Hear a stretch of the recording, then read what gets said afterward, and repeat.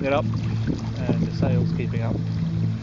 So we're just heading for the shore for a bit of a break.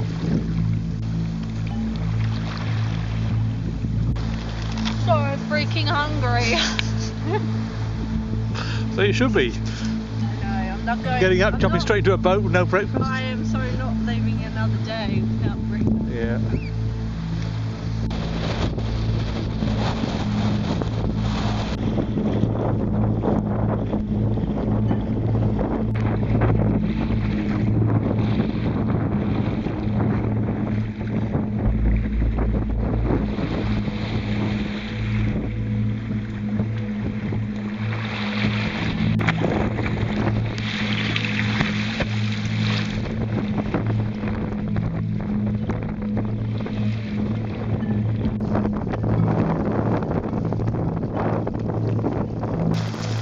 Great first day, loads of sailing and made about 35 kilometres plus. It was awesome. See you tomorrow.